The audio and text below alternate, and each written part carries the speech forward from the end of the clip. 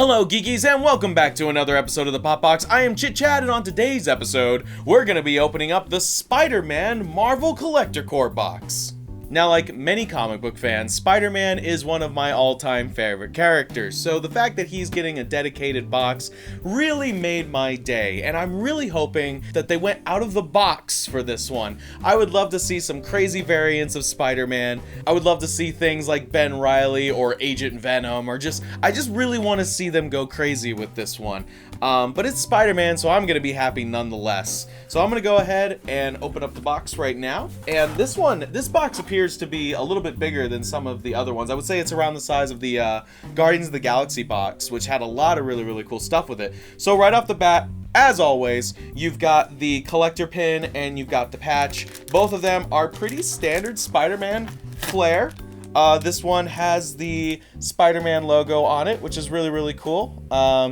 It looks to be more of the current iteration of the Spider-Man logo. So it's pretty standard, nothing wrong with that. And then the patch is just regular old Spider-Man. Oh, for some reason, that sound. Have you ever heard those sounds that for whatever reason, just make your skin crawl? For me, just thinking about it does that to me. For me, it's like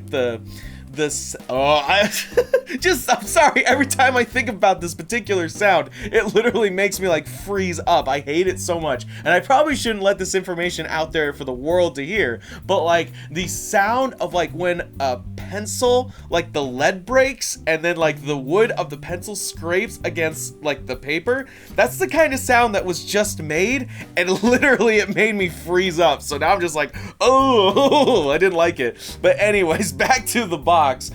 This is the Spider-Man patch, which is really, really cool. It kind of looks like old school, Steve Ditko Spider-Man. I always liked the really thick black outline around the white of Spider-Man's eyes. I always thought that made him look a lot more expressive, and I really, really like that. So, again, those were pretty standard for Spider-Man, so maybe we'll get a little bit more creative once we open this box up.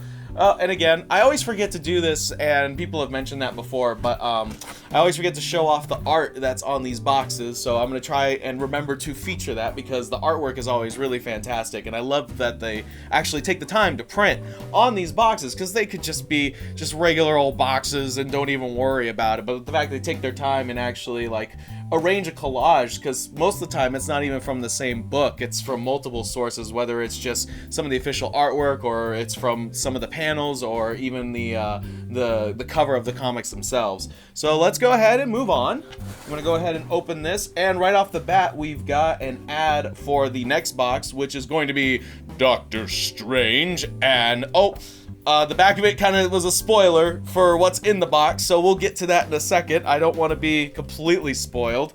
Okay, so looks like we've got another, like they always do, we've got another variant comic. This one, of course, is a Funko Pop variant. This one's not bad. It's a little plain for me. I would have liked to seen something a little bit more dynamic, but this isn't bad. I've always wanted to draw kind of the Funko style myself, just for funsies, so these always inspire me to do that, and I'll eventually do it at some point. Not today, not tomorrow, but some point, you know? Probably something a lot of artists say. Alright, whoa, hello. Oh, there's something in this box I'm really excited for. Alright, so I'm gonna go ahead and start with the first thing. I'm gonna put this box down because my hand's starting to get a little tired. So this is a Fabrications. I don't think they've actually added one of these in any of the boxes that I've gotten yet. So this is a fabrication of Spider-Man, just I was gonna say regular old Spider-Man, but what normally is blue is very black. So it kind of reminds me of a bit of the Superior Spider-Man costume. Not the first iteration, I think, but the next one that was closer to the original Spider-Man, but just red and black. And to be honest, I've always liked the red and black look of Spider-Man more than the red and blue. I like them both, don't get me wrong, but for some reason I feel like the red and black works a little bit better, and that's probably why I gravitated so much to the new Civil War Spider-Man costume, was because it had all of those separation plates, the black separation plates on the shoulders and on the boots. I really, really like that, and it helped break up the costume.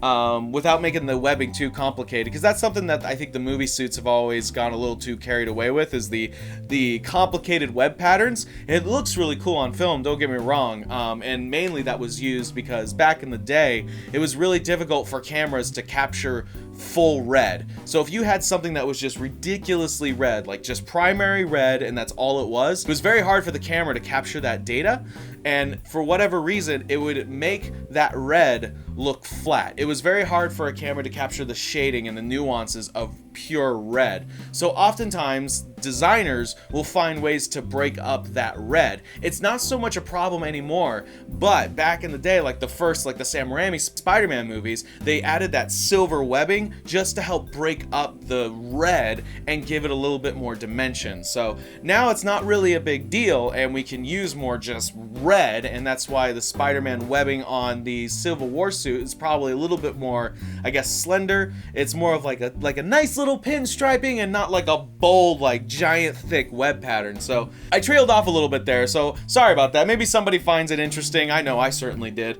But this is a fabrication of Spider-Man, and these are really cute. I'm not like super big on them, and this is actually the only one I've ever gotten.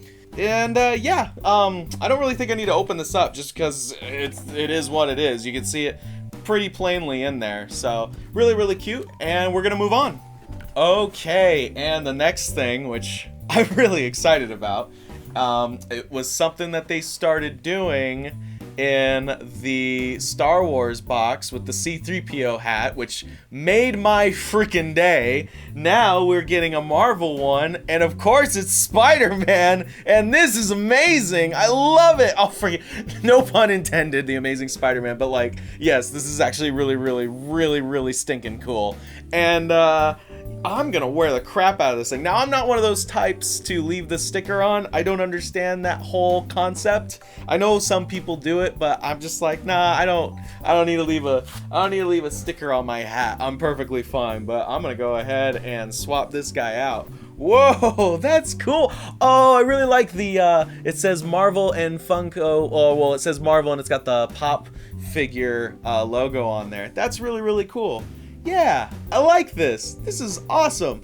For those of you that don't know, red is one of my favorite colors. For me personally, for design, I like to use a lot of blues, which is probably why the Super Geek Friends theme has blue in it, because I like to work with blue. Even ChitChad, my personal channel, has blue in it. But for like my personal stuff, I like red. So like my apartment's got a bunch of red stuff, and even the sound foam that I use for my ChitChad videos is red. This hat is awesome, and I'm very, very happy. So that leaves us with the grand finale, which is the Pop figure. Now, this, I have to say, is the first time that my box got a little bit borked, and it's probably because it was sandwiched between a hat and the fabrication. Normally there's a divider inside of the box that helps keep these things separated. You gotta keep them separated.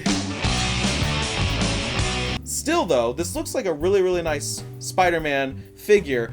I actually don't have a standard Spider-Man. There was a couple that have been made, but the original one, for whatever reason, had like this black wash on it. So it wasn't even like a primary red. It had like all of these gradients and stuff, and it looked really, really weird. In fact, the only like standard Spider-Man I say I would have is the Civil War Spider-Man, just because it's just primary red, and I really, really like that. Of course, I've collected a bunch of the other Spider-Man Pop figures since then. I mean, you can see Spider-Gwen, Anti-Venom, Venom, Iron Spider-Man, Miles Morales, Spider-Man 2099, Black Suit Spider-Man, and then I have the Superior Spider-Man, which even he has that black wash effect. They did it to kind of get details inside of the web design, but at the same time, it makes them look like, almost like they've gone through some shit, you know?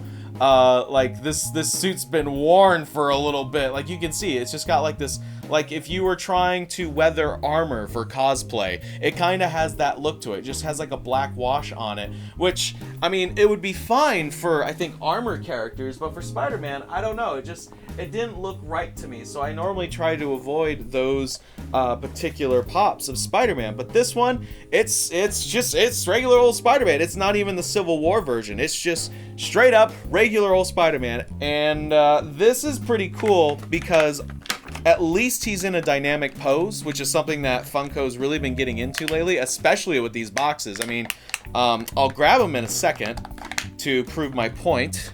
But first, we've got Spider-Man, running neighborhoods. Whoa, shit! I got this. The peg came out of his butt. I'm like afraid to.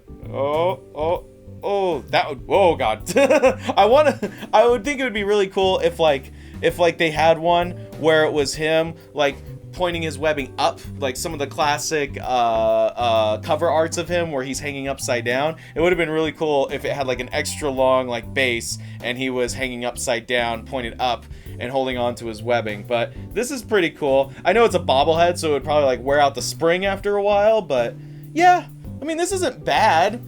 I mean, it's a dynamic pose and it's Spider-Man, so I can't really complain. But again, I was kind of hoping for something a little bit more unique, you know? So this was the Deadpool one, and so he had the flying dynamic pose, which I thought was really, really interesting. And the other one that was more of the dynamic pose, which I would say is probably the most impressive dynamic pose they've done yet for a pop figure, going to be this Boba Fett figure. So like the base being the jet trails, that's really, really cool. So even they could have done something cool, like made the base like webbing. That would have been really, really slick. So again, this just kind of seems standard.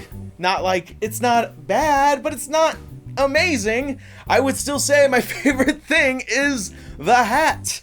And I hope they continue doing this because I love the shirts, don't get me wrong. I really like the Spider-Gwen shirt that I got in the last one. Was that the last one? I think the Women of Power was the last one I got.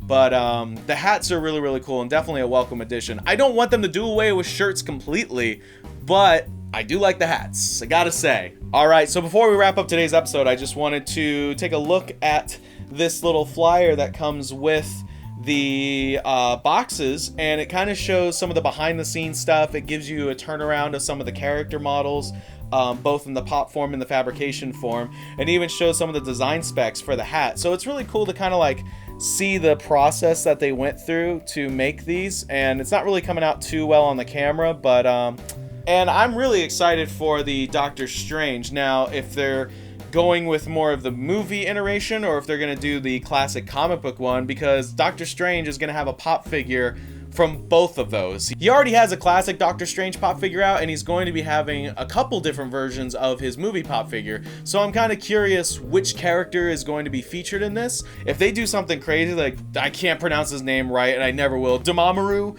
the main villain of Doctor Strange. I can never say his name, I'm sorry. I have to revoke my geek cred. So that's gonna do it for this episode of the Pop Box. So if you like this episode and you want to see more, please hit that like button and subscribe to become a fellow geeky. We upload videos Mondays, Wednesdays, and Fridays from creators such as myself, Caitlin with her Indeed segment, and Dustin and Amber with their Rassle Hassle videos. Thank you so much, and until next time, I'm going back in the box.